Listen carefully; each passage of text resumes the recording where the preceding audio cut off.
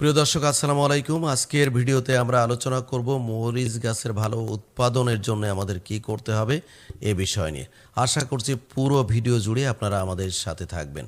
বন্ধুরা, আপনারা যারা নতুন, অনুরোধ করব আমাদের চ্যানেলটি সাবস্ক্রাইব করে আমাদের পাশে থাকবেন, এবং যারা পুরাতন সাবস্ক্রাইব করেছেন তাদেরকে অনেক অনেক ধন্যবাদ।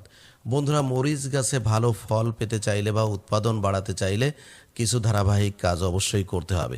তার মধ্যে অন্যতম হলো আপনার মরিচ গাছকে রোগমুক্ত রাখতে হবে। রোগমুক্ত রাখার জন্য ধারাবাহিক কিছু স্প্রে আপনাদের করতে হবে, ছত্রাকনাশক বা কীটনাশক স্প্রে করতে হবে। আজকে আমরা সে বিষয়টি আলোচনা করব।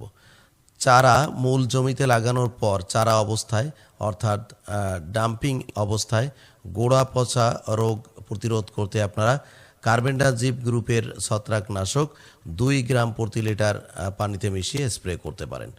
মরিচ গাছের থ্রিপস পোকা দমনের জন্য স্পিনোসাইড বা ইমিডাক্লোরপিড 1 মিলি প্রতি লিটার পানিতে মিশিয়ে স্প্রে করতে পারেন। মাকড় দমনে অ্যামাবেক্টিন 1 মিলি প্রতি লিটার পানিতে মিশিয়ে স্প্রে করতে পারেন। এছাড়া আপনারা সালফার গ্রুপেরও যে কোনো একটা মাকড়নাশক স্প্রে করতে পারেন।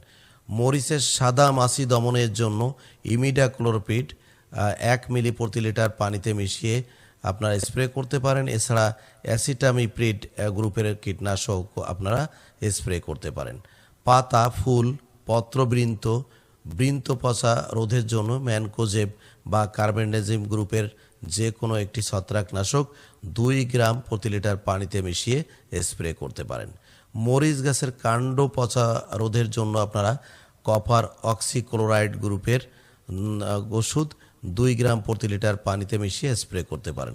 এছাড়া কিন্তু কার্বেন্ডাজিম গ্রুপের ছত্রাকনাশকও স্প্রে করতে পারেন। ছত্রাকের কারণে মরিচ গাছ ঢলে পড়লে কার্বেন্ডাজিম গ্রুপের ওষুধ বা ছত্রাকনাশক আপনারা স্প্রে করতে পারেন।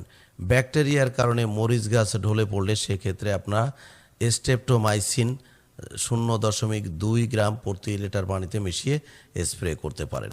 ফুল ফল বৃদ্ধির জন্য সিলেটেড জিঙ্ক প্লাস সলুবর বোর্ন 2 গ্রাম প্রতি লিটার পানিতে মিশিয়ে আপনারা স্প্রে করতে পারেন। মনে রাখবেন, রোগমুক্ত ক্ষেতই আপনার ভালো ফসল দিতে পারে। অর্থাৎ আপনার চারা গাছকে রোগমুক্ত রাখতে হবে। আপনার গাছকে রোগমুক্ত রাখতে না পারলে কিন্তু কখনোই ভালো ফলন পাওয়া যাবে না। বন্ধুরা, আজকের ভিডিওটি যদি আপনাদের উপকারে এসে থাকে তাহলে অবশ্যই ভিডিওটি শেয়ার করবেন এবং লাইকস কমেন্টস করবেন। সবাইকে অনেক অনেক ধন্যবাদ।